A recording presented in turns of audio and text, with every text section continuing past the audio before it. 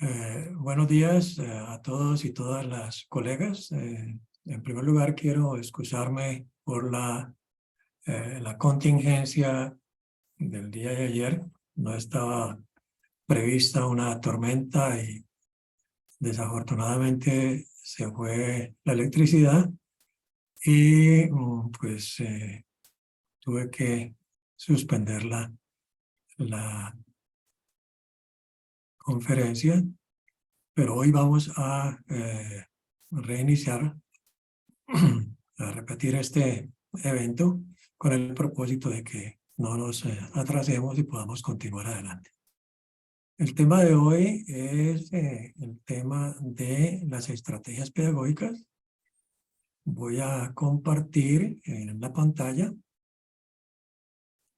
y podrán ustedes observar con más claridad cada uno de los aspectos que consideren pertinente.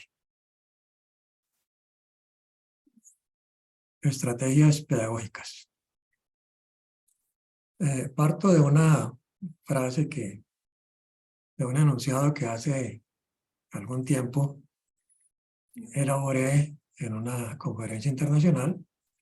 El aprendizaje es directamente proporcional a los contextos que lo generan. Digamos, esta cita nos muestra la importancia que tienen los contextos para el aprendizaje y de cómo, digamos, de las formas de interacción, de la actividad que el niño o el adolescente o el adulto desarrollan en uno u otro contexto, le va a permitir, ¿ya?, desarrollar sus aprendizajes y, de hecho, digamos, mejorar su capacidad comprensiva, analítica, descriptiva, etc.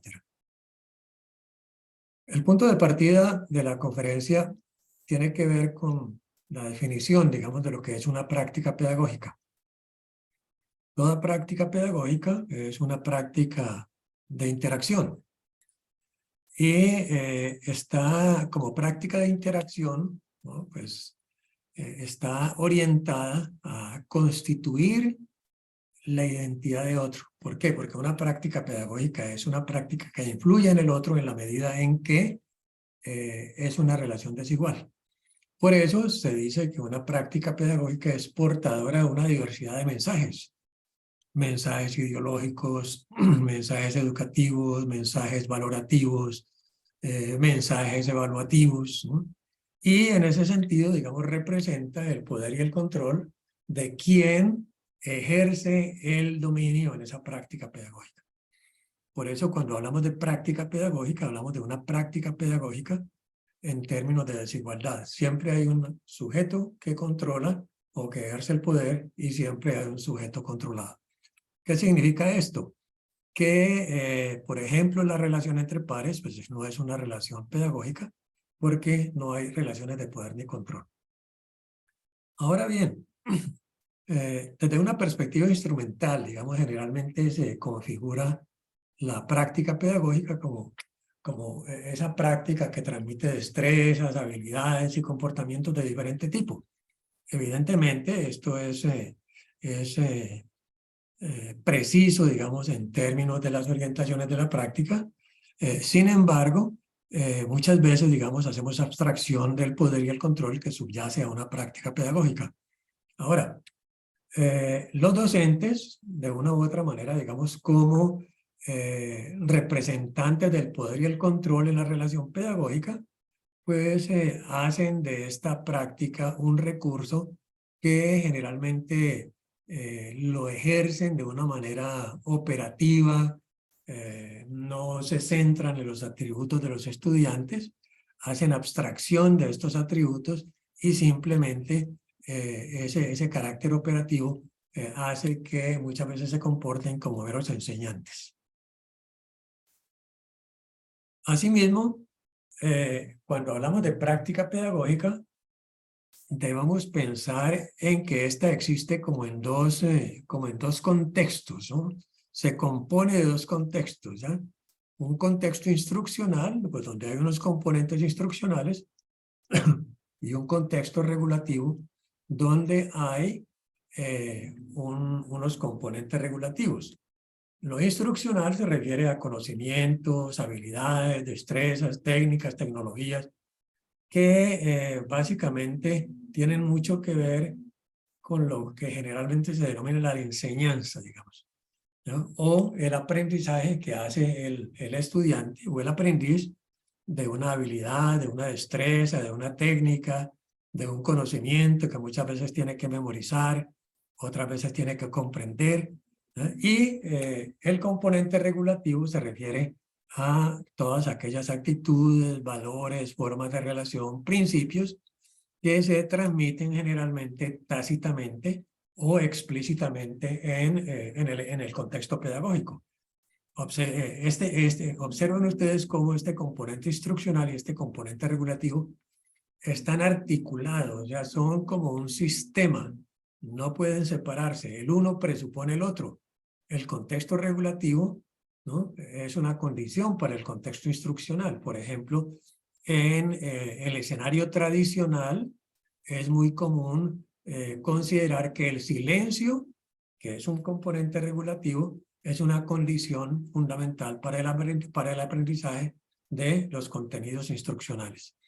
Ahora bien, toda práctica pedagógica no es simplemente una experiencia visible, observable, ¿no?, sino que toda práctica pedagógica está regulada por unas reglas que no se ven, ¿ya? Uno de los aspectos, yo diría, centrales en el campo pedagógico es el desconocimiento por parte de los actores de estas reglas. Digamos, en la práctica pedagógica casi que las reglas operan de la misma manera que operan las reglas en el habla, en la comunicación, ¿ya? Cuando nosotros hablamos, cuando nosotros practicamos el habla, cuando nosotros nos comunicamos o interactuamos, pues utilizamos el lenguaje y ese lenguaje depende de unas reglas. Ahora esas reglas son tácitas, esas reglas las hemos internalizado. Lo mismo sucede en el caso de la práctica pedagógica. El maestro enseña, controla, castiga, evalúa, pero muchas veces no es consciente de que a su práctica pedagógica subyacen reglas tanto del contexto regulativo como reglas tanto del contexto instruccional. De manera muy breve, en el contexto regulativo las reglas son básicamente una que es la jerarquía, una jerarquía que puede ser explícita o implícita, y en el contexto instruccional pues tenemos la selección, la secuencia, el ritmo y los criterios de evaluación. Esas 4 reglas son fundamentales para el desarrollo del proceso instruccional. Un ejemplo sencillo en este caso tiene que ver con el ritmo como una regla que es crucial porque es determinante del éxito o del fracaso del estudiante. Ustedes bien lo saben que en ciertas áreas del conocimiento los maestros o los profesores imponen un ritmo vertiginoso. Y ese ritmo vertiginoso hace que muchos estudiantes se vayan quedando. Y cuando el estudiante se va quedando, si no tiene un soporte pedagógico externo o un soporte pedagógico adicional, es probable que no logre marchar al ritmo que impone el docente y que esté condenado al fracaso. Entonces, los maestros, cuando el maestro, por ejemplo, en el aula de clase dice, ya puedo borrar o puedo continuar, ¿no? Esos son expresiones o registros claros de la manera como el maestro está definiendo el ritmo de comunicación en el aula de clase, que hemos dicho es determinante para el éxito o para el fracaso. Por ejemplo, en el área de las ciencias sociales o el área de ciencias humanas es muy común que el ritmo sea relativamente pausado. Hay posibilidades de discutir, hay posibilidades de hablar, hay posibilidades de preguntar, ¿ya? En tanto que en las áreas duras, ¿no?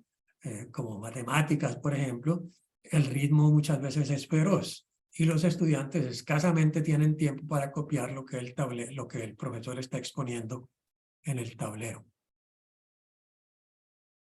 Aquí están las reglas que les he mencionado, la regla de jerarquía, que puede ser explícita o implícita. Por ejemplo, una regla explícita es ¿quién es el maestro? ¿Usted o yo?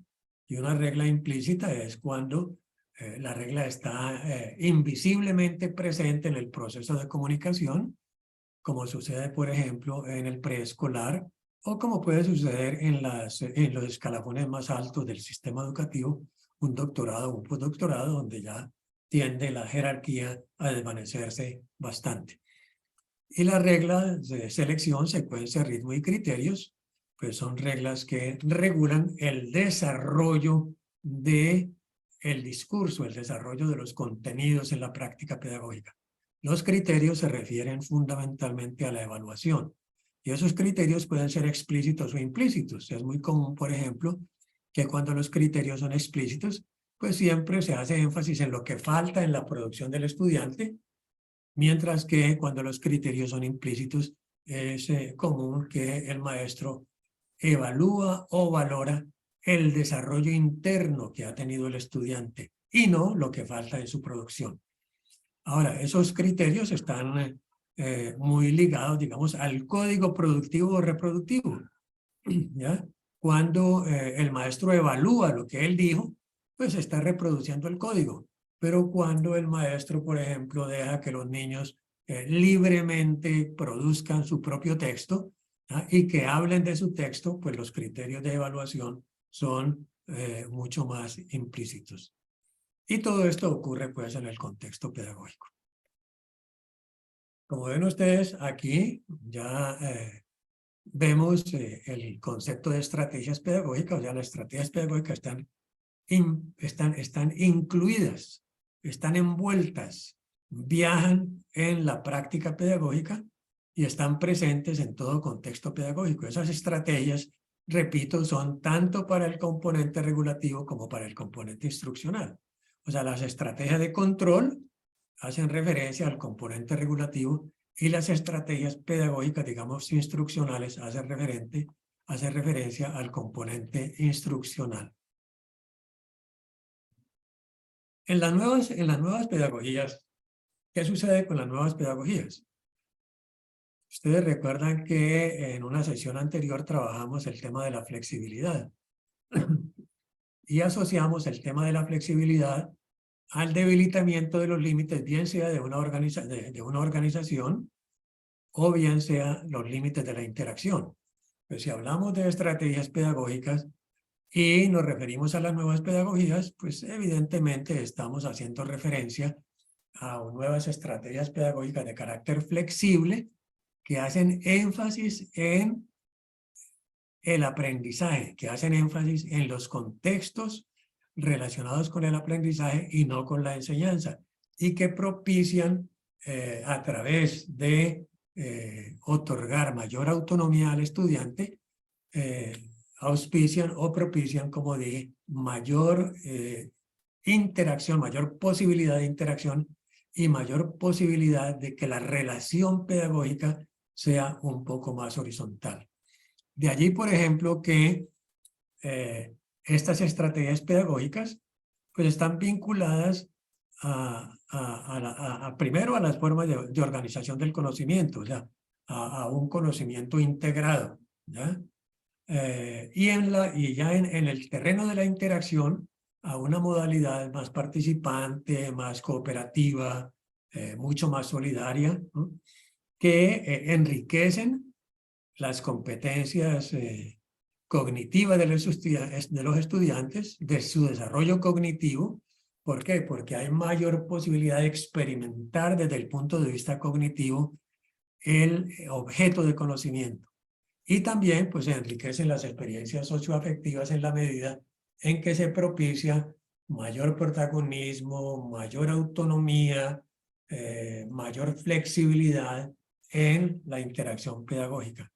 Ahora, estas experiencias, estas estrategias pedagógicas flexibles que están vinculadas a las nuevas pedagogías, a los nuevos discursos pedagógicos, pues evidentemente presentan una brecha muy grande frente a las modalidades tradicionales que estuvieron centradas en la enseñanza verbalista del docente, ¿ya? Ahora bien, no significa esto, digamos, declararle la defunción a la enseñanza del docente. O sea, la palabra del docente, el lenguaje, la forma como él transmite un conocimiento, las comprensiones que produce, pues son fundamentales. O sea, no quiere decir entonces que una estrategia pedagógica flexible simplemente es dejar hacer a los estudiantes sin la intervención del profesor. Lo que sucede es que cuando hablamos de enseñanza verbalista, lo que queremos decir es que en un momento de la historia ya fue y a veces continúa siendo tremendamente paradigmática en los contextos pedagógicos. Ustedes lo pueden pensar o pueden, digamos, percibir desde sus propias experiencias si existe una enseñanza verbalista o no en muchos de los cursos que tiene la universidad en los diferentes programas. Ahora, ¿cuál es la base discursiva de las modalidades flexibles? Pues generalmente, y aquí hay un cambio muy importante que se anuncia de cara a las nuevas estrategias, es que la base social es una base colectiva, digamos, es una base colectiva porque está presuponiendo de entrada el aprendizaje como una práctica social. Aquí empieza a divorciarse la pedagogía tradicional de las nuevas pedagogías en el sentido de diferenciar el aprendizaje. O sea, el aprendizaje ya no es no se caracteriza por ser un evento o un fenómeno o un proceso individual, sino que es un proceso colectivo.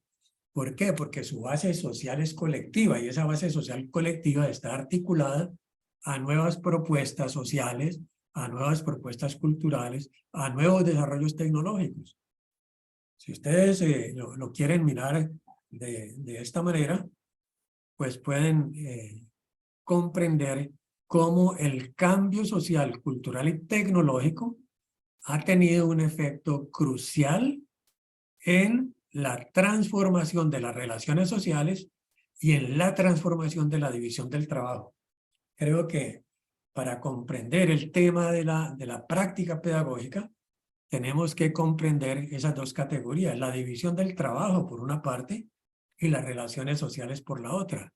Aunque cuando hablamos de estrategias pedagógicas o hablamos de práctica pedagógica, pues hacemos mucho más énfasis en las relaciones sociales, en la interacción social, en los procesos de comunicación y significación que se dan en el contexto pedagógico.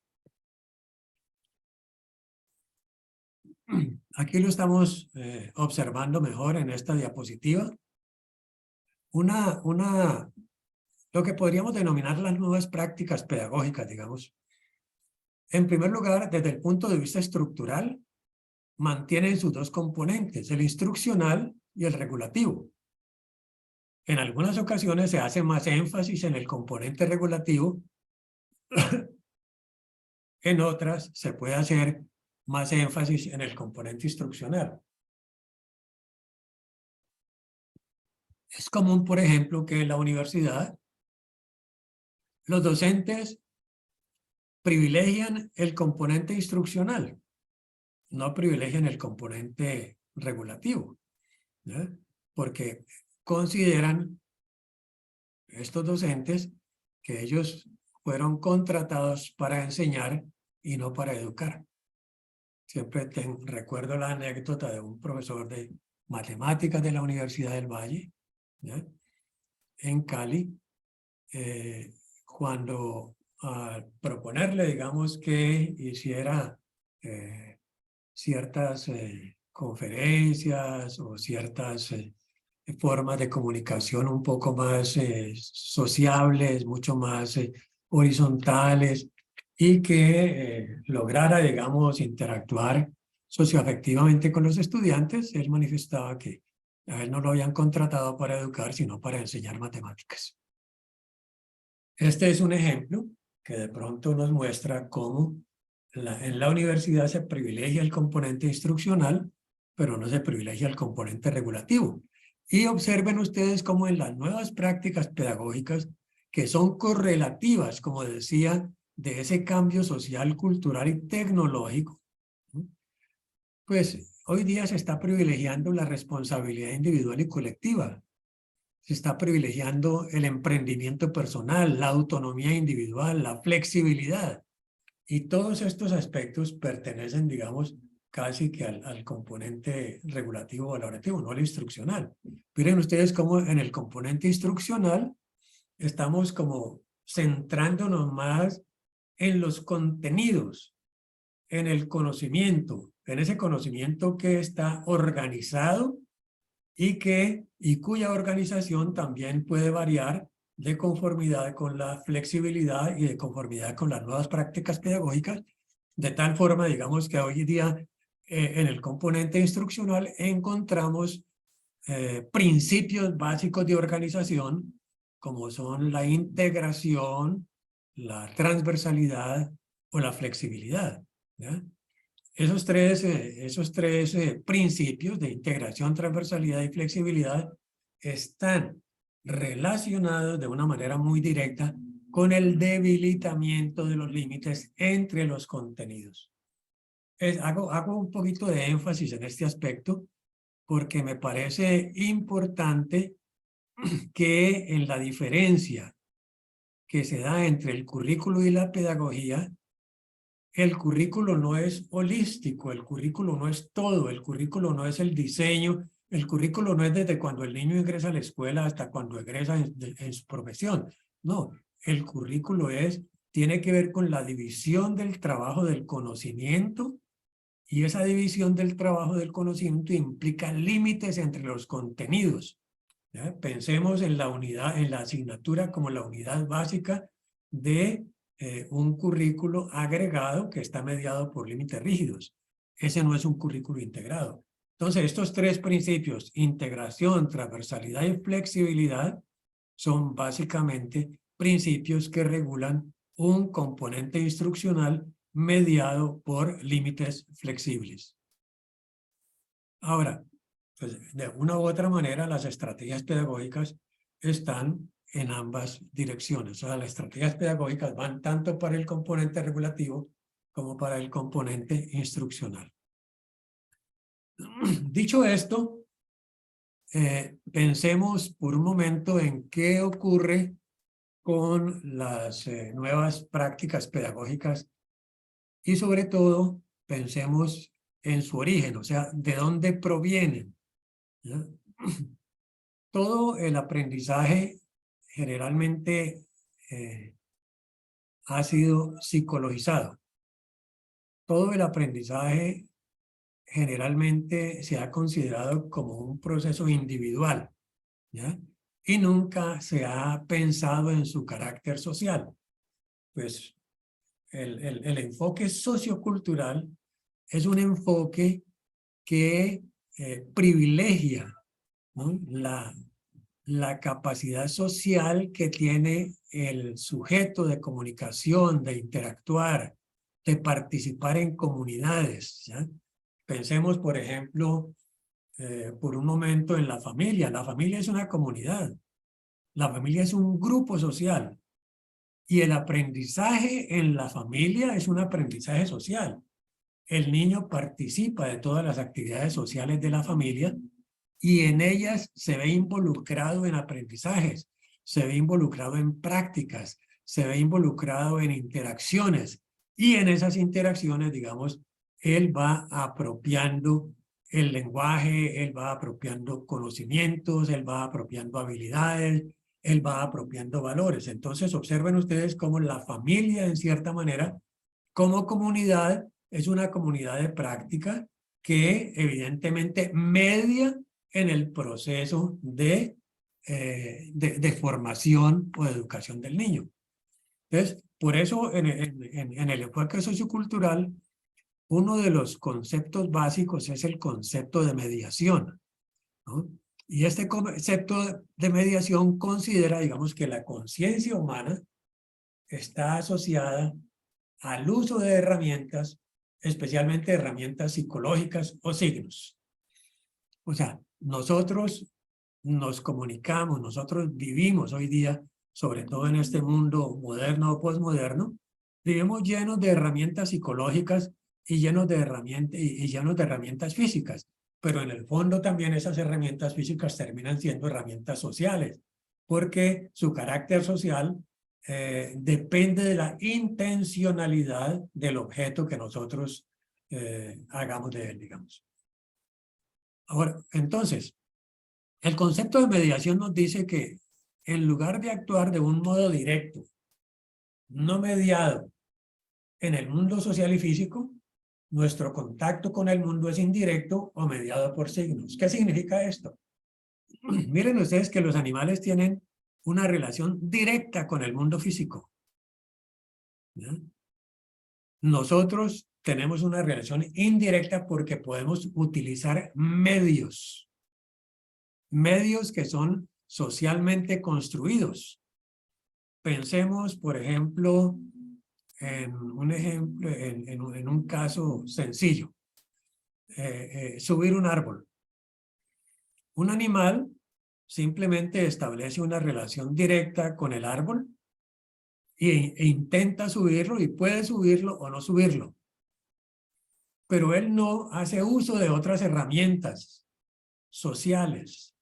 En cambio nosotros, si vamos a subir un árbol, podemos utilizar la relación directa, digamos, subir el árbol de manera directa, o si no podemos, utilizamos medios físicos que nos permiten subir ese árbol. Una escalera, una cuerda, otros elementos, digamos, que nos hagan mucho más fácil esa relación entre el sujeto y el mundo físico. Entonces, por eso decimos que el lenguaje, por ejemplo, es un medio de comunicación. El lenguaje es un medio de interacción con el mundo.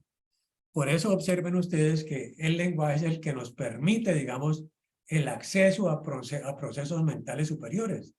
Y eso está fundamentado en el concepto de mediación, ¿ya? En los animales no media esa relación entre el mundo físico, el mundo social, ¿no? Y el lenguaje, por ejemplo. Por eso los animales, digamos, en esa relación natural, ¿no? No tienen una conciencia de que existen, ¿no? Como no tienen una conciencia tampoco de que van a morir, ¿no? Este es el primer, como el primer modelo que fue desarrollado por Vygotsky, ¿no? Que muestra la relación del sujeto con el objeto, ¿no? Esto fue, digamos, reconceptualizado porque Vygotsky no elaboró directamente este modelo. Este modelo fue básicamente desarrollado por uno de sus discípulos, Alex Leontiev, quien trabajó mucho más directamente el concepto de mediación, ¿ya?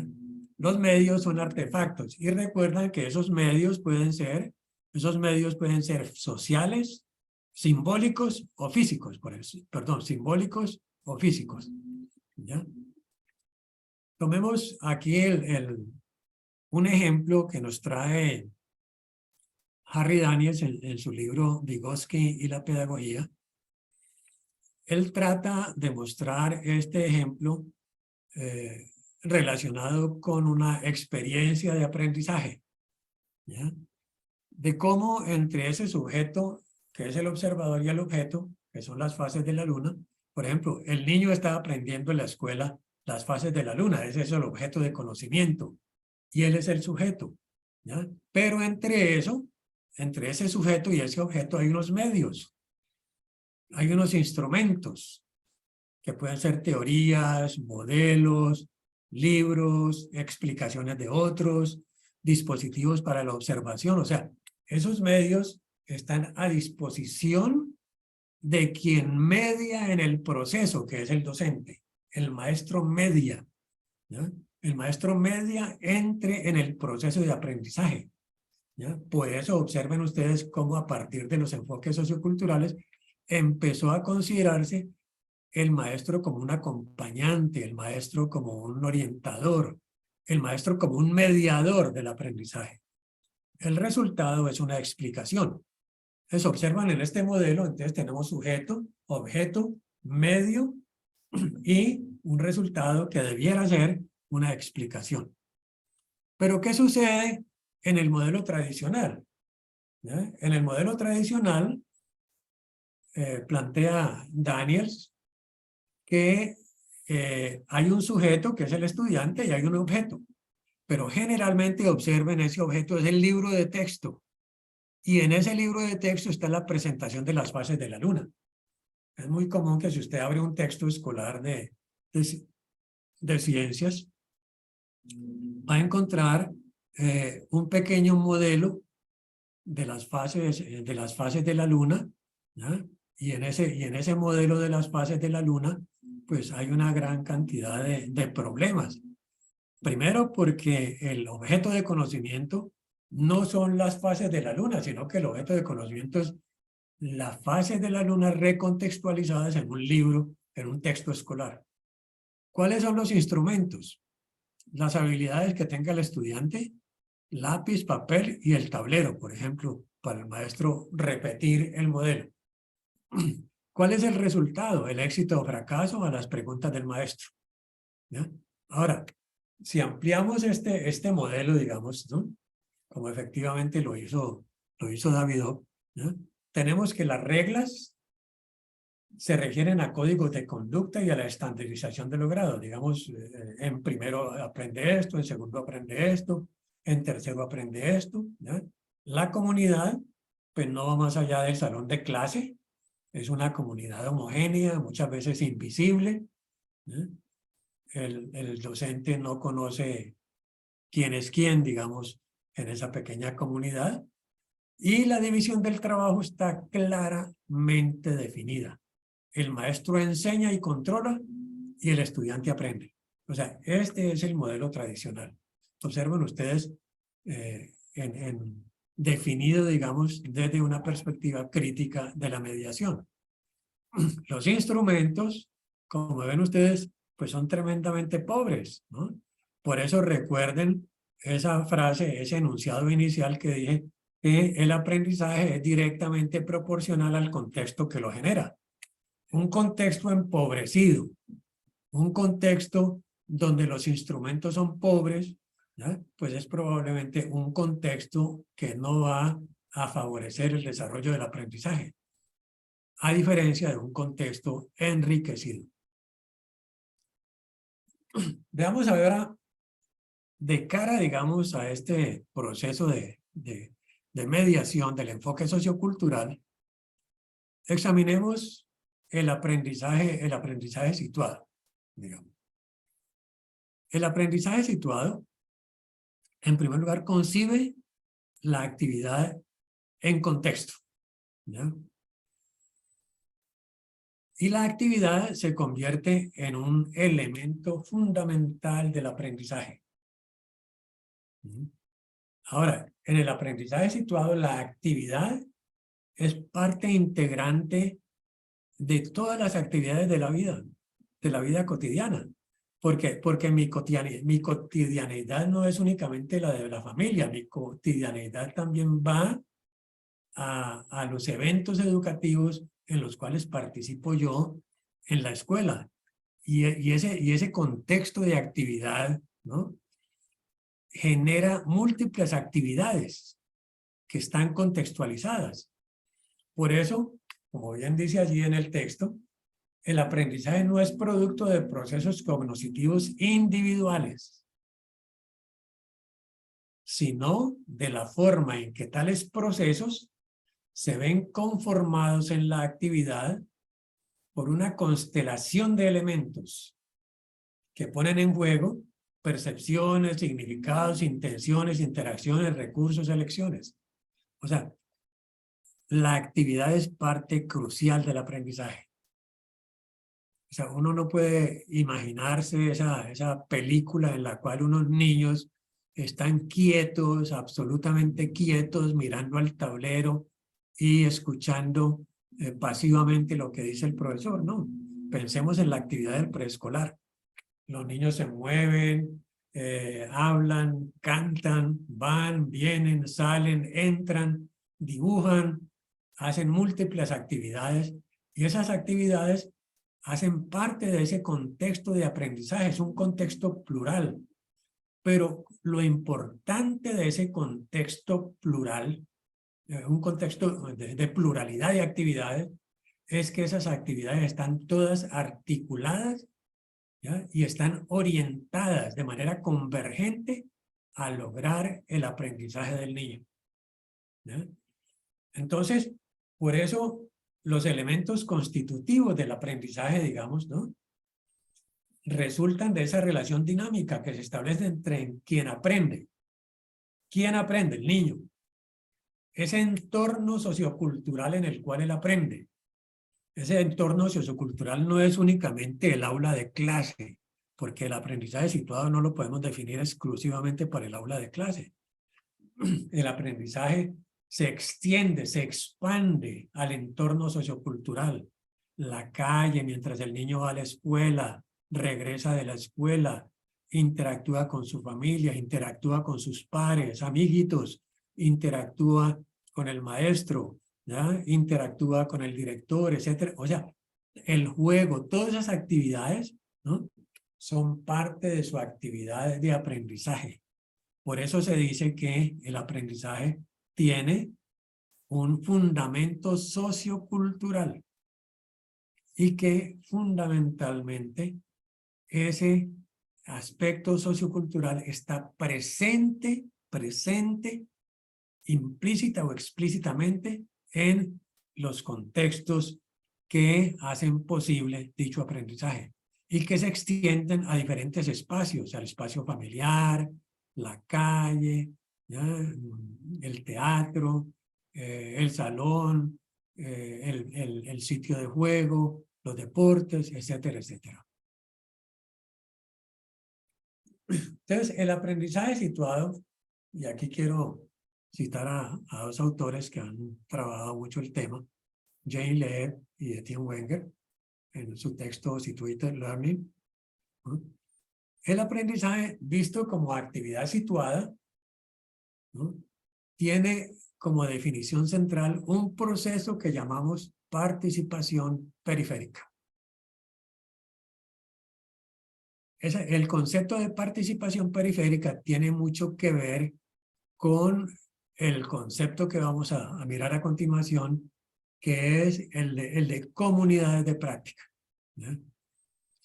Dicen Lehr y Wenger que al hablar de participación periférica se debe centrar la atención en el hecho de que los estudiantes participan en comunidades de práctica y participan en comunidades de practicantes, y que el dominio del conocimiento y la habilidad requiere que los aprendices, que los estudiantes avancen hacia la plena práctica, hacia la plena participación en la práctica de una comunidad.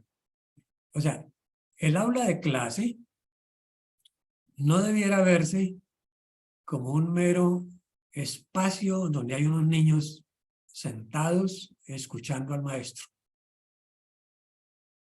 Ese espacio debiera entenderse como una comunidad de aprendizaje.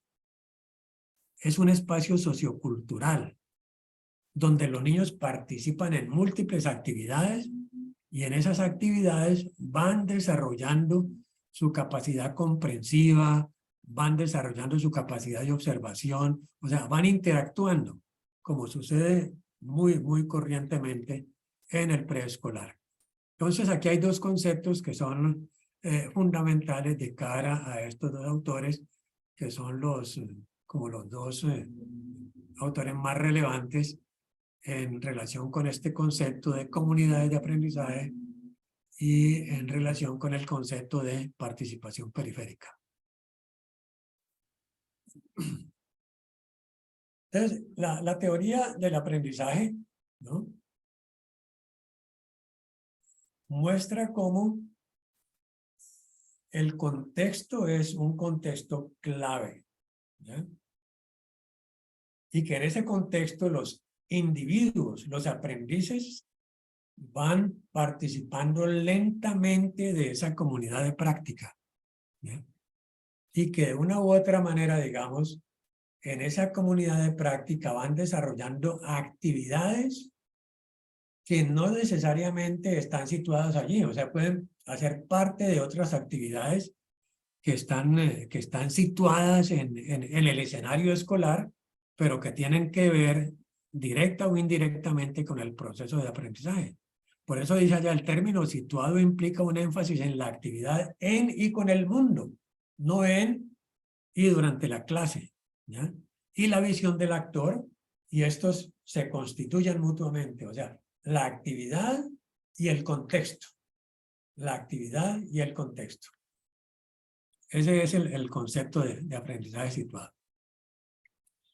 Ahora, este concepto de aprendizaje situado, repito, tiene que ver con el concepto de comunidades de práctica. El concepto de comunidades de práctica no nace directamente en el campo educativo. Ese concepto nace por allá en la década de los años 80, ¿no?, especialmente en los Estados Unidos, en unas compañías fotográficas, especialmente la Xerox. O sea, la Xerox competía con otra compañía de fotocopiadoras que era por una parte Fuji y por otra Canon, que nosotros conocemos corrientemente, hemos comprado en Canon, hemos comprado en Fuji, ¿no? Inclusive muchas veces ya no decíamos una fotocopia y no vaya y toma una Xerox, ¿no?, porque Xerox se volvió paradigmática. Entonces, una de las tareas en esta empresa de las Xerox era la formación de trabajadores, digamos, la formación de reparadores, ¿no? Pero se observó que los métodos de formación librescos a través de guías, ¿no?, a través de conferencias, no eran los más viables para realizar el aprendizaje de estos reparadores. Entonces se contrataron antropólogos para que empezaran a examinar, digamos, el trabajo de los reparadores, cómo hacían ellos el trabajo, cómo lo desarrollaban y qué estrategias utilizaban para reparar las diferentes fotocopiadoras, digamos, ¿no?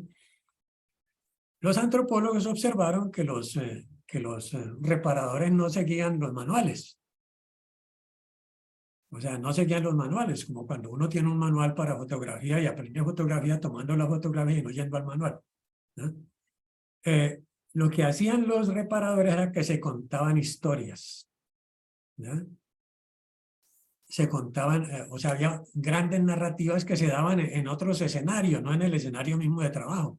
En la cafetería, se llamaban por teléfono, uno ayudaba al otro, ¿no? Entonces todo esto, digamos, hizo que los antropólogos se dieran cuenta que los trabajadores, que los reparadores habían creado su propio modelo de reparación. O sea, sin someterse a los manuales que les formalizaba la empresa. Allí surgió el concepto de comunidad de práctica, ¿no? Ese concepto de comunidad de práctica, ¿no?, es un concepto que implica autoorganización, ¿no? O sea, una comunidad de práctica es un grupo de personas ligadas por una práctica común. Una práctica que es recurrente, que es estable en el tiempo, ¿no?, como la práctica de estos reparadores, ¿no? Esa práctica pues va desde las conversaciones informales hasta la solución colectiva de problemas, ¿no? Esto es muy interesante porque observa, digamos, cómo inclusive las redes de comunicación también son a veces principios seminales de comunidades de práctica. Yo recuerdo que un historiador de la Universidad Nacional de Colombia decía que cuando él había estudiado sociología, había aprendido más sociología en la cafetería que en el aula de clase. O sea, en las conversaciones informales, ¿no?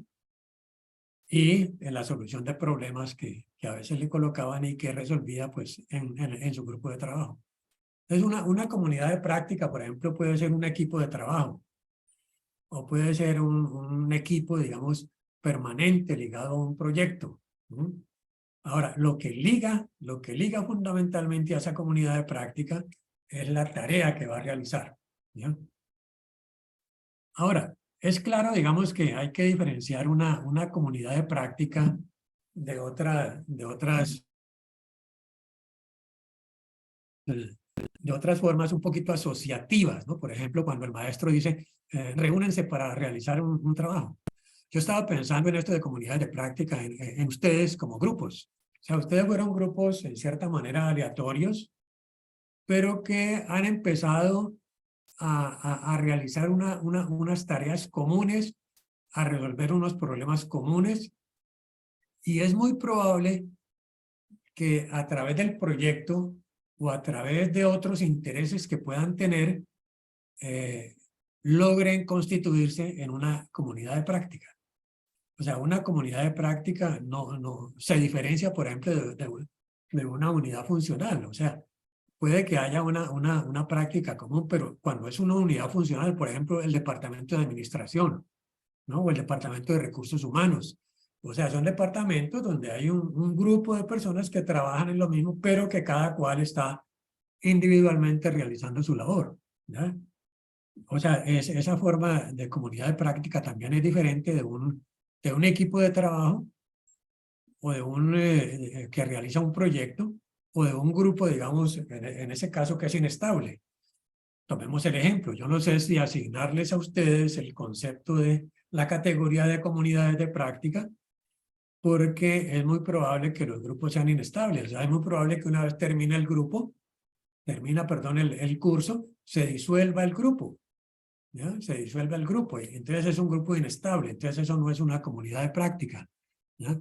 O sea, una comunidad de práctica entonces no es una constitución aleatoria, ¿no? De personas. Tampoco puede ser, por ejemplo, una comunidad de práctica, una red de personas, ¿cierto? Porque yo puedo participar en una red virtual, por ejemplo, ¿ya? Pero en esa red virtual, pues yo simplemente me retiro cuando quiero, no me comunico, no realizo prácticas comunes, puedo estar pendiente haciéndole seguimiento a la red, pero no necesariamente, digamos, esas relaciones son estables y están orientadas por una determinada actividad, por una determinada práctica, o centradas, por ejemplo, alrededor de un proyecto. Entonces me parece que sería importante primero diferenciar qué es una comunidad de práctica de lo que no es una comunidad de práctica. En segundo lugar, digamos, comprender que una comunidad de práctica pues, puede analizarse en diferentes dimensiones, ¿cierto? ¿Ya? Una primera dimensión es el carácter común, digamos, el carácter común de esa empresa, de ese grupo, ¿no? ¿Qué hace ese grupo? ¿Cuál es la comunalidad de su práctica? ¿Eh? ¿De qué habla ese grupo? ¿Eh? Esa es la primera característica, digamos, de una comunidad de práctica, en la dimensión comunal, digamos, de práctica común. Una segunda característica es el compromiso mutuo, ¿no? En ese compromiso mutuo se establece, digamos, el funcionamiento, ¿cierto? El funcionamiento de cara a las reglas que se establecen entre los diferentes miembros. O sea, hay un compromiso sobre la base de unas reglas que operan en ese grupo. Y un tercer aspecto, digamos, es un repertorio de actividades, ¿no? Que pueden ser rutinas, ¿no? Que pueden estar ligadas al uso de ciertas herramientas, que puede estar vinculada con unos procedimientos comunes, con una jerga común. O sea, esa es una comunidad de práctica. Pensemos, por ejemplo, en los trabajadores, en los reparadores del acero, ¿cierto? Pues tenían unas mismas rutinas, tenían unos mismos dispositivos, ¿ya? O sea, ellos no reparaban televisores, sino únicamente impresoras, ¿ya? Tenían unos dispositivos claros para la reparación, tenían unos documentos que les enseñaban, que les indicaban unas orientaciones que no seguían, y tenían, digamos, unos ciertos procedimientos que fueron alterando hasta construir su propio modelo, y finalmente pues tenían como una jerga específica, ¿cierto? Entonces, una comunidad de práctica es una comunidad fundamental en el caso de la vida educativa para el aprendizaje. ¿Por qué? Porque puede estar formulada sobre la base de una práctica común, por ejemplo, un proyecto, o sea, pero donde el equipo, yo lo he venido sosteniendo hace mucho rato, y es que el equipo debiera ser un equipo permanente. Por ejemplo, uno debiera introducir muy tempranamente la investigación en el proceso formativo.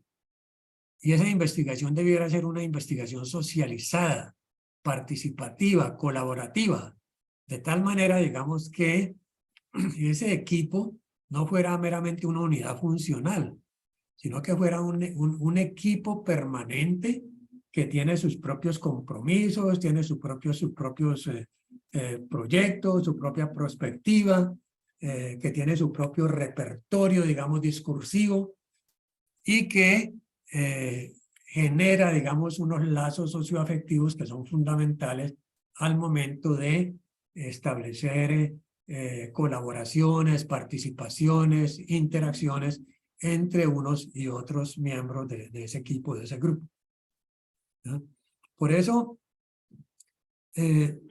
a partir, digamos, de esta concepción de práctica, Leib y Wenger pues, definen un concepto muy importante, que es el concepto de participación periférica, ¿ya? El concepto de participación periférica pasa, digamos, por una relación de aprendizaje, ¿no? En la cual el aprendiz participa en una comunidad de personas que ejercen un oficio. Yo examinando este aspecto, pensaba en los famosos talleres de la Edad Media, cuando los padres delegaban en el artesano mayor del taller la educación del niño. Entonces, el niño iba a ese taller y no iba a recibir clases de ese taller, sino que iba a participar de las actividades del oficio que se desarrollaba en ese taller. Y después de un tiempo, 2, 3 años, ese niño ya era un experto en el oficio y podía ser autónomo, digamos, y convertirse en un oficiante en otros contextos. Esta historia, digamos, que la narra Richard Sennett, muestra la importancia que tiene, en este caso, el concepto de participación periférica, digamos. O sea, se viaja desde la periferia. Primero yo soy un aprendiz, luego soy un aprendiz avanzado, luego me voy volviendo un poquito competente, hasta que puedo llegar al centro de la comunidad de práctica, ¿ya? En primer lugar, digamos, no se coloca a ese aprendiz a hacer cosas. Primero, pues, ese aprendiz observa. Segundo, ese aprendiz empieza a aplicar lo que aprende en un contexto de aplicación, ¿no? Tercero, participa, digamos, en las conversaciones que se realizan en la comunidad, ¿no? Y luego sí empieza a formar parte de ese núcleo. Entonces, el concepto de participación periférica está implicando un fenómeno social que va de la periferia al centro. O sea, si yo estoy en una comunidad de práctica, ¿ya? Si estoy en una comunidad de aprendizaje, pues es evidente que primero estoy en el rol de aprendiz y luego voy avanzando hasta volverme competente. Esta escalera es la que describió un autor, ¿no? Que divide el proceso, ¿no? En aprendiz, aprendiz avanzado, competente, diestro y maestro. La comunidad de práctica, digamos, incluye todos esos elementos, pero podríamos decir que son los más diestros, los más expertos, ¿no? Los que forman parte de esa comunidad de práctica, que en un principio puede denominarse comunidad de aprendizaje. Entonces, Levy y Wenger deducen algunos principios relacionados con las comunidades de práctica. La primera es que la noción de aprendizaje implica una creciente participación en una comunidad de práctica. Y esto ya hace al aprendizaje un fenómeno social. Lo segundo es que la práctica social es un fenómeno generativo primario y el aprendizaje es una de sus características. O sea, no es que vaya primero el aprendizaje y luego la práctica, sino que entre práctica y aprendizaje hay una relación de interdependencia, casi que podríamos decir que son como las dos caras de una moneda, ¿ya? El aprendizaje es un fenómeno social, pero el aprendizaje, digamos, hace parte de la práctica social y toda práctica social está implicando en cierta manera un aprendizaje. Y la tercera es que el aprendizaje debiera ser analizado como parte integral de la práctica social en la cual ocurre. O sea, ¿por qué? Porque todo hecho de aprendizaje es un hecho social. Y para cambiar, y finalmente, para cambiar o mejorar el aprendizaje, se debiera reorganizar la práctica social. ¿Ya? Comúnmente, en esta perspectiva, el aprendizaje se da a partir de tareas sencillas hasta las tareas más complejas. Este es el concepto de comunidades comunidades de práctica que fue desarrollado, repito, básicamente por Ley y Wenger, aunque uno de sus autores básicos, digamos, fue John Seely Brown, quien en Laceros pues, fue el que permitió elaborar este concepto.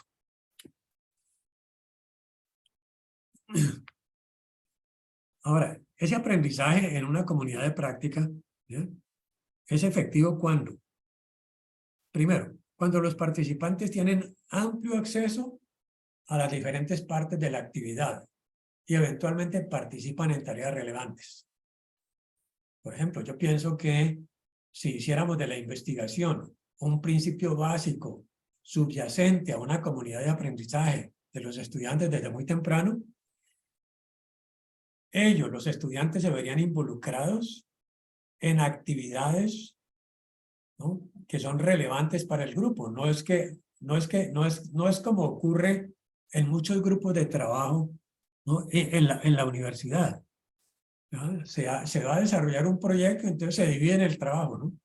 Tú trabajas este capítulo, yo trabajo este capítulo, tú escribes esto, yo escribo esto, y el texto termina siendo un añadido de partes, ¿no? Creo que eso no es una comunidad de aprendizaje. Entonces, ni hay una implicación allí en tareas relevantes que sean integradas para todo el grupo.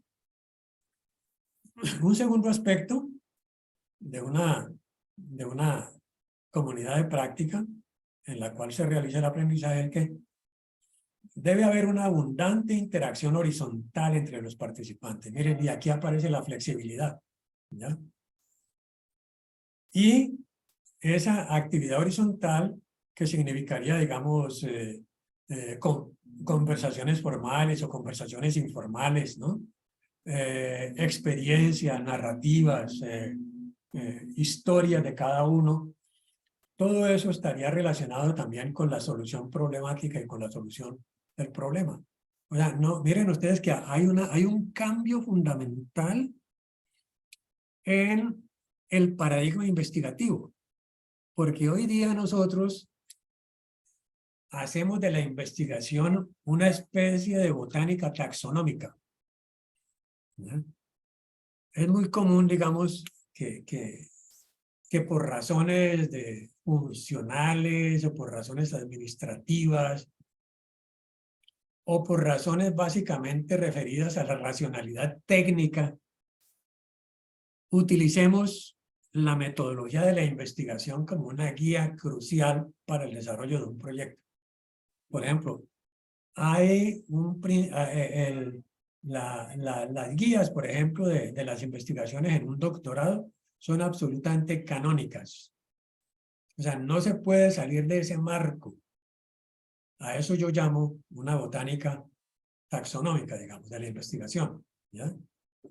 O la investigación como una especie de botánica taxonómica.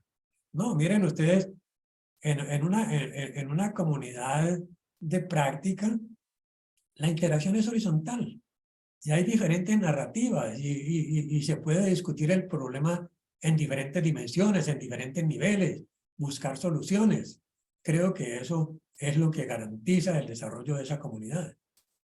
Y el último punto es que cuando las tecnologías y estructuras de la comunidad de práctica son transparentes, pues el trabajo puede ser susceptible de inspección o evaluación por parte del aprendiz, ¿eh? O sea, no es por parte de quien evalúa, sino por parte del aprendiz. O sea, que hay una transparencia en las acciones, hay una transparencia en el seguimiento. Esa horizontalidad garantiza fraternidad, garantiza comunalidad, garantiza colaboración, garantiza respeto, garantiza solidaridad. Entonces allí observen la práctica, la comunidad de práctica termina siendo también un principio socioafectivo básico. Termina siendo un grupo de interés, pero un grupo también que socioafectivamente posee formas de relación que lo habilitan para desarrollar otro tipo de actividades. Este es el modelo de participación periférica que, digamos, ha recontextualizado Harry Daniels a partir de los conceptos de participación periférica, comunidades de práctica de Leigh y Wenger, ¿no? Bueno, tenemos ahora, en este modelo tenemos lo mismo, ¿no? O sea, hay un sujeto que es el estudiante como un participante legítimo de una comunidad de práctica. Y tenemos un objeto que es el fenómeno de las fases de la luna, ¿no? O sea, ya no es el texto escolar. Y tenemos unas tecnologías, ¿no?, que están acompañadas de historia, de herramientas, de la práctica. O sea, hay todo un conjunto de instrumentos. Y el resultado es el manejo práctico del tratamiento de las fases de la luna y los aspectos relacionados. O sea, las reglas siguen siendo las mismas, códigos de conducta, porque una comunidad pues, vive con reglas implícitas o explícitas, pero al fin y al cabo deben existir unas reglas que definan los límites de la interacción y los límites de la división del trabajo en ese grupo. Generalmente las habilidades van de la periferia al centro, pero están relativamente estandarizadas. La comunidad, pues es una comunidad de práctica dentro de la escuela, y la división del trabajo es tareas asignadas de acuerdo con la experiencia. Los procedimientos van de lo simple a lo complejo, de las partes al todo, ¿ya? A mí me parece este modelo, digamos, de participación periférica muy importante, porque transformaría la morfología de las actuales formas de organización del grupo de aprendizaje masivo y anónimo que se vive en gran parte de los sistemas educativos en todos los niveles, ¿ya? Con excepción de pronto en lo que yo denomino el preescolar de élite, donde esa pequeña comunidad está dotada de todas las posibilidades contextuales, de todas las posibilidades instrumentales para el desarrollo de sus aprendizajes en grupos de trabajo. Veamos ahora el aprendizaje expansivo. Aquí podríamos volver sobre el tema de la mediación, ¿ya? El concepto de mediación que planteó Vygotsky, el desarrollo que hizo Leontief de ese concepto a partir de los modelos que les he presentado, y finalmente, como la tercera fase, la tercera etapa, que es el aprendizaje, digamos, el aprendizaje expansivo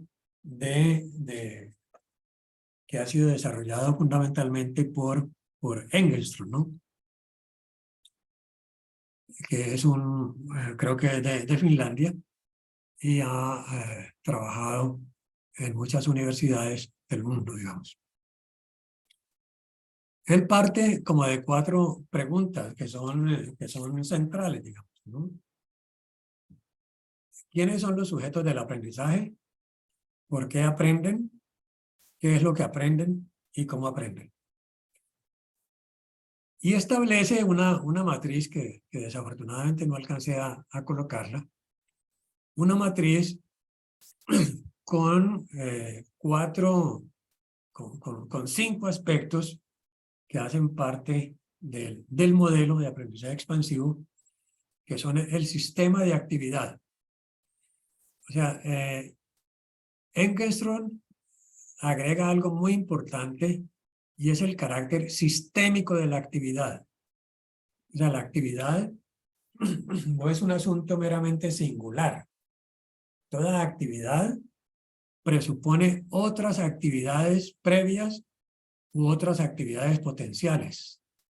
En adición a eso, se relaciona con otras actividades, ¿no? Entonces, una actividad pues no es una actividad singular.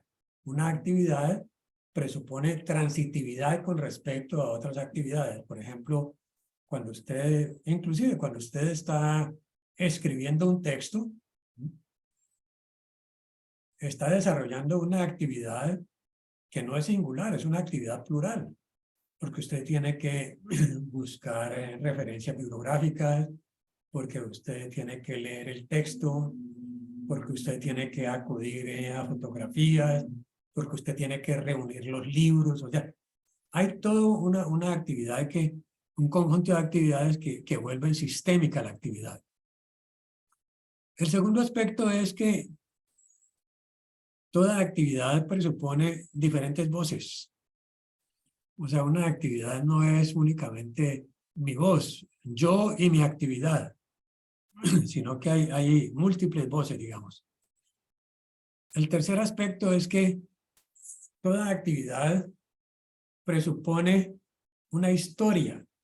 O sea, la actividad no se hubiera podido desarrollar si no hubiera una historia, unas narrativas que preceden esa actividad, ¿ya?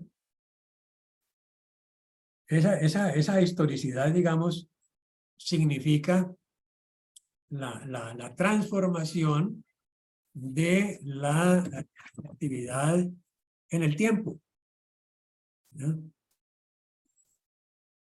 El cuarto punto son las contradicciones, digamos, como fuente de cambio y desarrollo. Las contradicciones no son problemas, digamos, no son simplemente conflictos, no, las contradicciones se dan en los procesos de comprensión. Y por eso, en este caso, Engelstrom plantea la necesidad de ir de lo abstracto a lo concreto, que es un aspecto bien interesante, porque primero articula teoría y práctica, ¿cierto? Y en segundo lugar, hace de la teoría un elemento central para la comprensión, para la modelación, para el análisis o descripción de la práctica, ¿vale? Ahora, un sistema de actividad se va lentamente transformando en el tiempo, ¿no? Hay ciclos de transformación de esa actividad. O sea, nosotros no nos quedamos en una actividad. Pensemos, por ejemplo, cuando solo teníamos el lápiz y el papel, ¿no? Pues nuestra actividad era una actividad relativamente simple, independientemente de la complejidad que implicaba el escribir. Pero luego empezaron a surgir una serie de artefactos que empezaron a enriquecer esa actividad. Por ejemplo, apareció inicialmente la grabadora, ¿no? Yo grababa, luego registraba, narraba, luego aparecieron las grandes tecnologías, apareció el computador, o sea, y todo eso fue transformando la actividad. Entonces, esos ciclos de transformación de la actividad hacen que hoy día mi forma de escritura sea tremendamente diferente de la forma de escritura anterior, digamos, de hace unos 10, 15, 20, 30 años. ¿Ya? Cuando yo empecé a escribir, escribía mis clases en papel, con papel y lápiz. O sea, hacía como el guión de mis clases en papel y lápiz. Posteriormente, ya en la universidad, empecé a hacerlas en una maquinita de escribir pequeña, ¿no? Iba y no existía la fotocopiadora. No sé si algunos de ustedes conocen la palabra stencil, que era usted copiaba, digamos, le quitaba a la máquina de escribir, le quitaba la cinta y empezaba a escribir sobre un papel de cera. Ese papel se llevaba a un rodillo que se impregnaba de una pintura y ahí salían las famosas fotocopias. Ese era lo primero, digamos, ¿no? Luego apareció la fotocopiadora, entonces ya se sustituyó tremendamente el stencil. Entonces miren ustedes cómo los sistemas de actividad van transformándose. Y en la medida en que se transforman los sistemas de actividad, se van transformando las condiciones de aprendizaje, se van transformando los contextos de aprendizaje, se van transformando la manera como aprenden los chicos. Miren cómo hoy día ya vamos en la famosa gamificación, ¿no? De cómo el juego se ha convertido en un instrumento fundamental de aprendizaje. Y ya hay comunidades, digamos, de gamificación para fortalecer esos procesos. Entonces, en esta matriz, digamos, de quiénes son los sujetos que aprenden, por qué aprenden, qué es lo que aprenden, ¿no? Y cómo aprenden, lo que hace Engelstrom es cruzar eso en una matriz, ¿no? Donde quiénes son los sujetos de la actividad. En un sistema de actividad, pues quiénes son los sujetos. En un sistema, en un sistema de actividad, digamos, por qué aprenden, qué es lo que aprenden, ¿no? Cómo aprenden. O sea, estas 4 preguntas van cruzándose horizontalmente en esa matriz con los sistemas de actividad, con las múltiples voces, con la historicidad de la actividad, con las contradicciones dentro de la actividad, o de la actividad, perdón, y con los ciclos expansivos de la actividad, ¿ya? Por ejemplo, si hablamos de los ciclos expansivos de la actividad y nos preguntamos, ¿cómo aprenden los muchachos hoy? Pues es completamente diferente como aprendían en la Edad Media, como aprendían en la modernidad, en el siglo XX, ¿no? Entonces, hay los ciclos expansivos de la actividad. ¿Qué es lo que aprenden? Por ejemplo, hay una gran diferencia entre lo que se aprendía en la década de los años 60 del siglo pasado, ¿no? A lo que se aprende hoy, la historicidad, ¿ya? ¿Por qué aprenden? ¿Ya? Hoy día, digamos, observen ustedes cómo el desarrollo de competencias ha creado como otras formas de concebir el aprendizaje. ¿Por qué aprenden? Aprenden por otras necesidades, por otras condiciones, por otras funcionalidades, porque el mundo del trabajo ha cambiado y se requieren nuevos aprendizajes, ¿eh? ¿Quiénes son los sujetos de aprendizaje? Por ejemplo, en términos de las voces. Hoy día hay una multiplicidad de voces que me están bombardeando, ¿no? En relación con el aprendizaje. Entonces, miren ustedes cómo sería muy importante que ustedes pudieran acceder a esta comprensión del aprendizaje expansivo de Engelstrom para que, cruzando esa matriz, puedan entender mejor, desafortunadamente no lo alcanzamos a hacer en esta charla, puedan entender mejor el significado del aprendizaje expansivo en relación, digamos, con el modelo de aprendizaje de Engelstrom. Entonces, el aprendizaje expansivo, de acuerdo con Engelstrom, se basa en los siguientes principios que hacen parte de la teoría de la actividad. O sea, todo lo que hemos venido planteando, la mediación, las comunidades de práctica, las comunidades de práctica, la participación periférica y el aprendizaje expansivo, todo esto son desarrollos de la teoría de la actividad.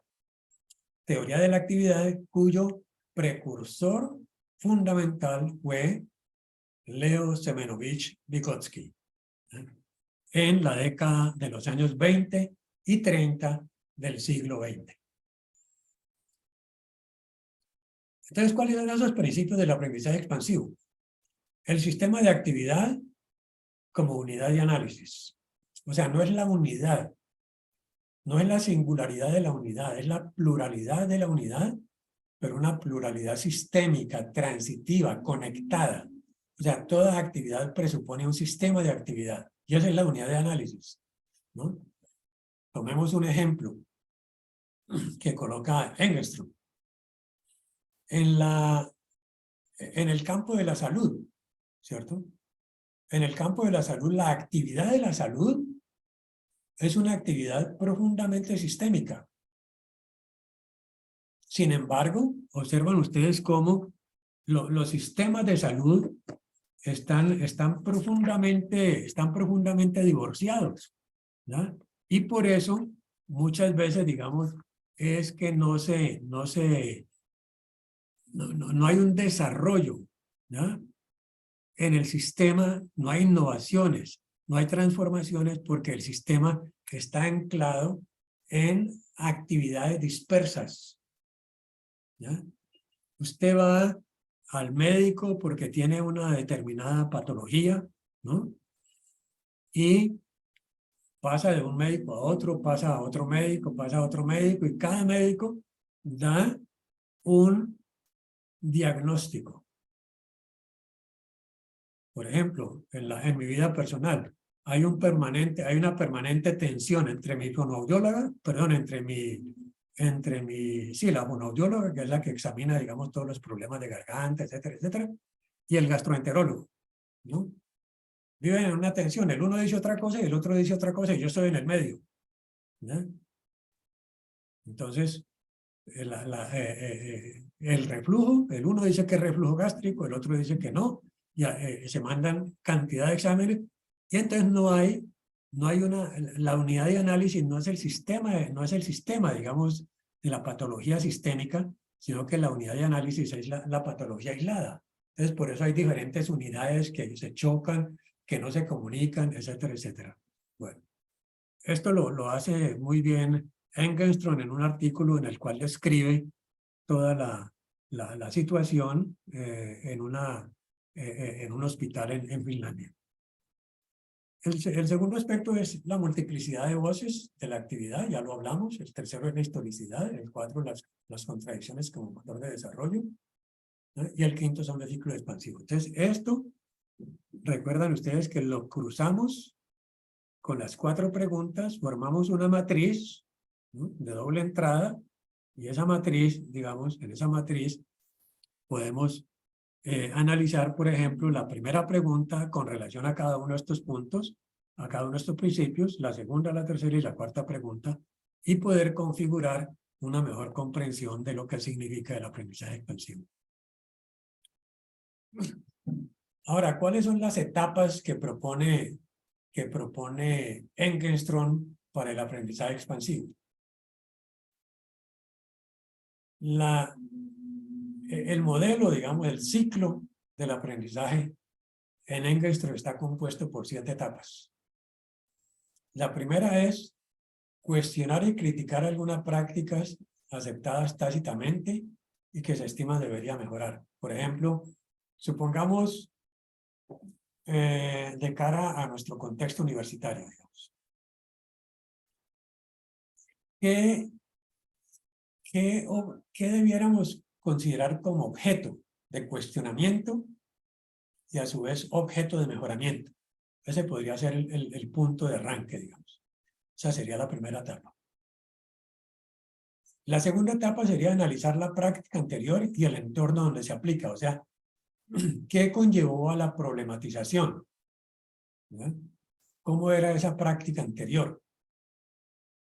¿Qué significado tenía? ¿Por qué se realizaba?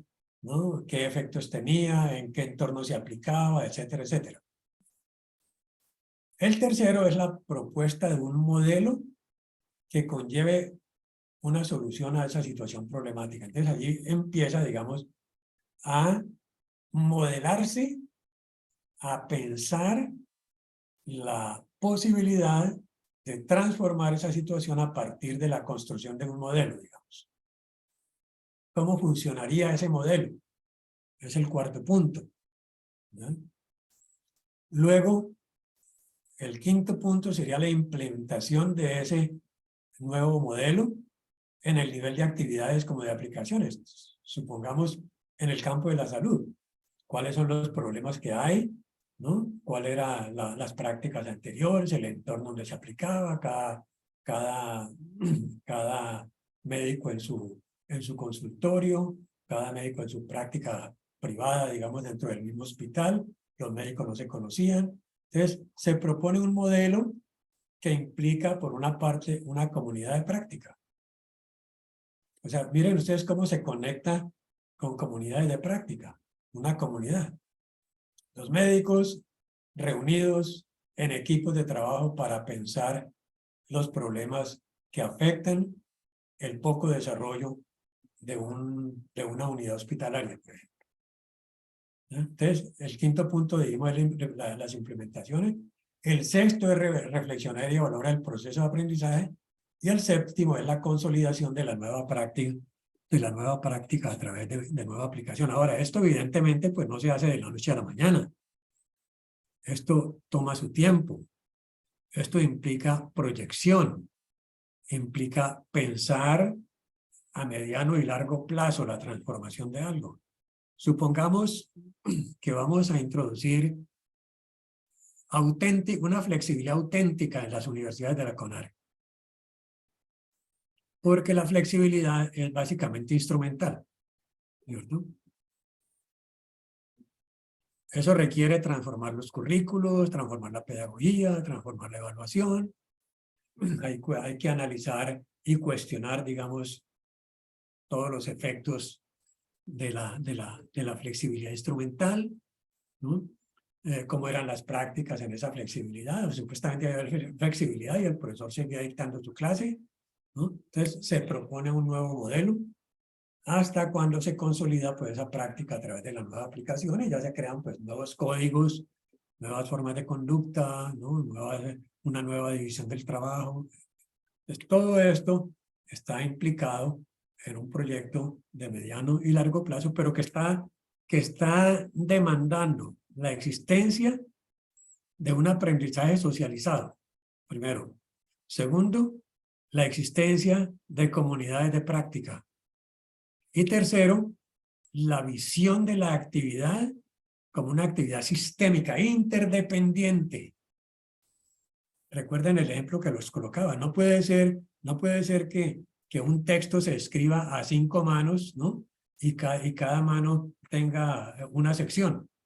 Eso no tendría sentido. Eso no es una actividad sistémica. Eso es una juxtaposición de secciones, ¿no? La escritura es una actividad sistémica. Y si vamos a escribir en grupo, ¿no? Pues la escritura es una actividad sistémica que implica pensar colectivamente y escribir colectivamente, ¿no?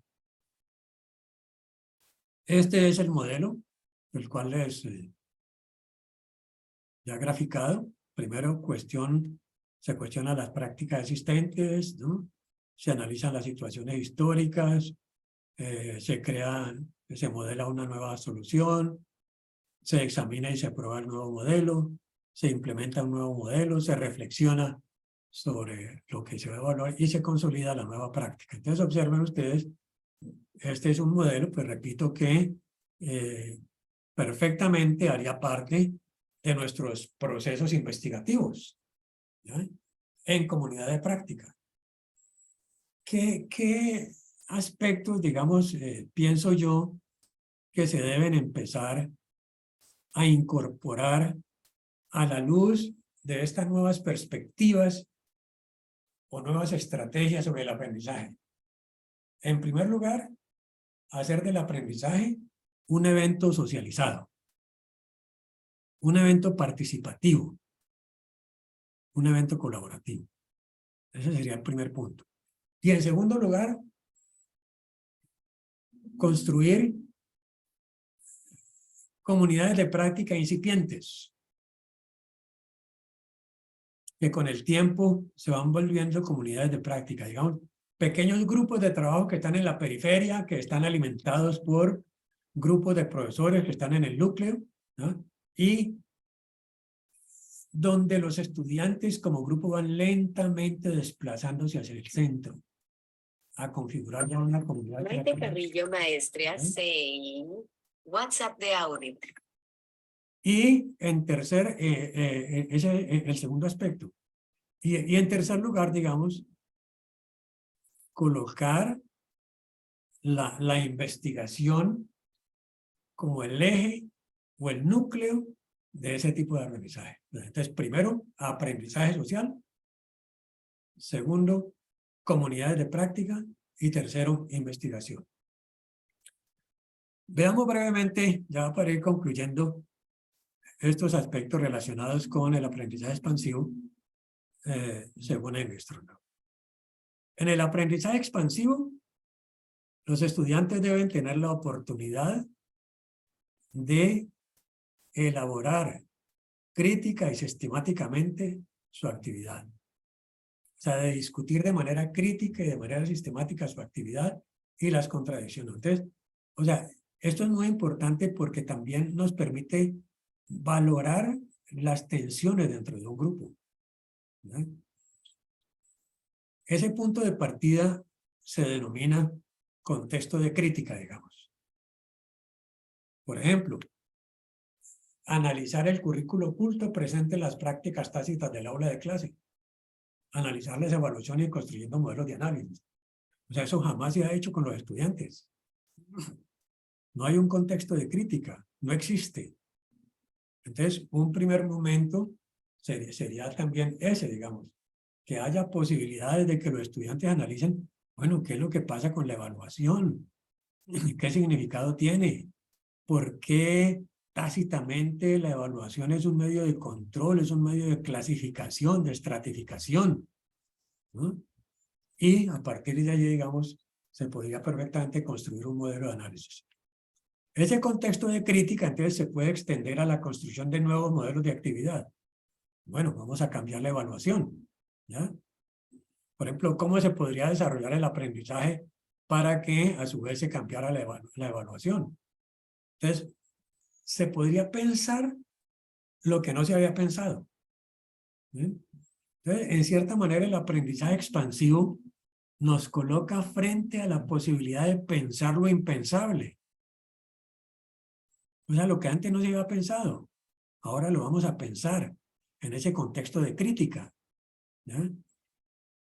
Pero ese contexto de crítica, el pensar lo que no se ha pensado, está implicando investigación. Entonces sería un segundo contexto, el contexto de descubrimiento, digamos, ¿no? Entonces, contexto de crítica y contexto de descubrimiento son cruciales para una investigación. Yo no puedo desarrollar una investigación si no analizo, si no critico, si no describo, ¿no? Si no elaboro un modelo, ¿no? Y finalmente, digamos, tenemos los resultados, podrían ser prácticas y realizarse en contextos de aplicación, expandiendo de esa manera el objeto de aprendizaje. ¿Ves? O sea, la relación entonces entre esos elementos están claramente definidas en la obra de Engström, el aprendizaje expansivo, en el trabajo hacia una reconceptualización de la teoría de la actividad, ¿no? O teórica de la actividad. Dice, la unidad de análisis de la teoría de Engström se define como un sistema de actividad colectivo mediado por artefactos, como componentes esenciales de la actividad humana. O sea, nosotros no podemos vivir sin instrumentos. Hoy día ya no podemos vivir sin instrumentos. Afortunadamente tenemos el instrumento más famoso, ¿no? Más determinante en nuestra vida, que es el lenguaje, ¿ya? Ese instrumento en cierta manera nos salva, digamos, pero no es el único. Entonces miren ustedes, tenemos sujeto, objeto e instrumentos. Hay un producto, hay unas reglas, hay una comunidad, o sea, entonces todo esto es sistémico, o sea, ese sujeto que ven ahí, ustedes allí en la diapositiva hace parte de la comunidad, pero esa comunidad también maneja unos instrumentos y esa comunidad interpreta el objeto, tiene percepciones sobre el objeto, tiene dudas sobre el objeto, tiene restricciones sobre el objeto. Hay una división de las tareas, ¿ya? Esa comunidad también tiene una división de las tareas. Los padres de familia hacen una cosa, los alumnos hacen otra, los maestros hacen otra, ¿no? Pero a su vez, esa comunidad, que es un colectivo, ¿no? Se mueve por reglas. Entonces, o sea, hay una relación muy interesante. O sea, la mejor manera de comprender este modelo es leer las flechas. Las flechas de doble vía nos están diciendo cómo hay una interdependencia entre sus elementos. De tal manera, digamos que si nosotros aplicamos este modelo al aprendizaje, estamos viendo el aprendizaje como un sistema de actividad y no como una actividad aislada, como sucede en el aprendizaje tradicional. Aquí observen ustedes aplicado al mismo ejemplo, ya para ir terminando, de el aprendizaje expansivo, repito, aplicado al ejemplo de las fases de la luna, tenemos que el sujeto son equipos o grupos de estudiantes, ¿sí ven? Practicantes o miembros locales. O sea, el grupo se expande. O sea, la noción de expansión pues no tiene nada que ver exactamente con esto, pero el grupo se expande. O sea, miren ustedes que el sujeto ya no es el alumno aislado, ni el sujeto es un grupo de alumnos, sino que el sujeto son equipos o grupos de estudiantes, practicantes y miembros locales. ¿Por qué no pueden estar los padres de familia ahí, por ejemplo? El objeto se va a dar no como el objeto físico en sí, sino que se va a dar en un contexto científico, en un contexto, en el contexto del objeto como parte de un fenómeno astronómico. Y entonces allí están los tres contextos de crítica, descubrimiento y aplicación. ¿Qué sabía yo? ¿Por qué tenía estas creencias? ¿Qué he descubierto? ¿Cómo lo voy a aplicar? ¿No? Los instrumentos es la escuela como un instrumento colectivo. Y Engels nos dice, más los instrumentos del modelo anterior. Los instrumentos del modelo anterior son todos aquellos artefactos o dispositivos que me sirven a mí para mejorar mi comprensión de las fases de la luna. El resultado es la adquisición de conocimiento astronómico. Ya no es la adquisición de un mero conocimiento cotidiano, como prácticas socialmente construidas. Entonces, el aprendizaje, dice, posee una estructura expandida. O sea, el aprendizaje se expande, la estructura de aprendizaje se vuelve mayor. Entonces, observen ustedes cómo la comunidad es una red de aprendizaje que implica el salón de clases o equivalente, pero que está ligada a otros practicantes, a otros miembros locales, porque hay una articulación. Y la división del trabajo, digamos, se da de acuerdo con el objeto específico y el contexto. Y las reglas, pues, son códigos de conducta, ¿no? Y complementarios en relación con la forma de hacer crítica, con la forma de producir conocimiento, descubrir y la forma de aplicarlo. O sea, este modelo, evidentemente, no es un modelo sencillo, es un modelo que implica, yo diría, más estudio, más comprensión. Mi tarea ha sido como abrirle las puertas, digamos, a estas nuevas estrategias de aprendizaje que tienen un gran significado en este siglo, en la medida en que muchos elementos de este modelo han cambiado. Por ejemplo, han cambiado profundamente los instrumentos de aprendizaje. La escuela, si bien es cierto, es un instrumento colectivo, esos instrumentos van más allá de la escuela, trascienden la escuela. ¿Ya? Los sujetos de aprendizaje hoy día son múltiples y diversos. Ya no es únicamente el estudiante, O sea, entonces, uno siempre generalmente psicologizando el asunto, pensaba que la relación aprendizaje era con alumno. Alumno y aprendizaje, no, el aprendizaje, hemos venido diciéndolo a lo largo de esta conferencia, es un fenómeno social. Y como fenómeno social, tenemos que comprender que hoy día, digamos, las formas de aprendizaje, las formas de la división del trabajo del aprendizaje está diseñada de una manera totalmente diferente, pluralista, conectada, transitiva, eh, sistémica en última instancia. Entonces creo que si se logra, digamos, perdón, avanzar en la comprensión de estos modelos, pues es mucho más posible acceder a nuevas posibilidades de trabajo pedagógico con los estudiantes, tener mejores estudiantes, más analíticos, más comprensivos, y sobre todo que puedan articular la teoría y la práctica, que puedan ir de lo abstracto a lo concreto, y no meramente de lo concreto a lo abstracto. Esto está inspirado como en dos perspectivas, ¿cierto? Por una parte, en el materialismo histórico, entre otras cosas porque tiene su origen soviético, digamos, de la antigua Unión Soviética, ¿cierto? ¿Ya? Donde el materialismo histórico estaba a su vez combinado con la teoría marxista, ¿ya? Entonces hay, en cierta manera, la propuesta de Engelstrom es que el aprendizaje expansivo es una especie de forma de controvertir, ¿no? Y de trascender el modelo capitalista actual, ¿no?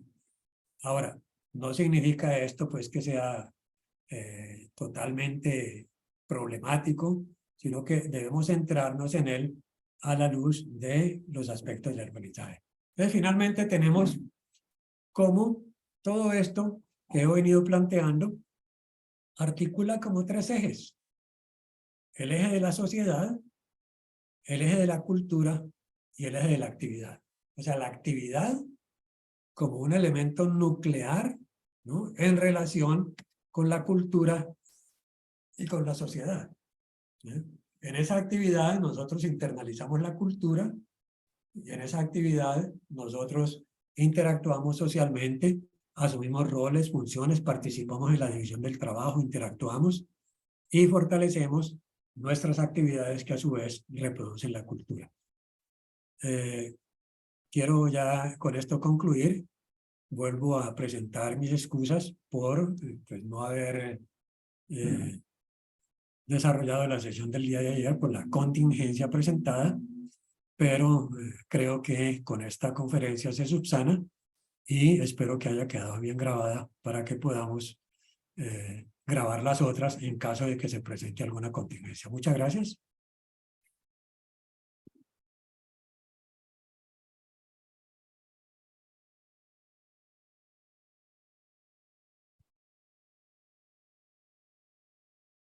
Dejar de compartir, pausar, ahora sí detener.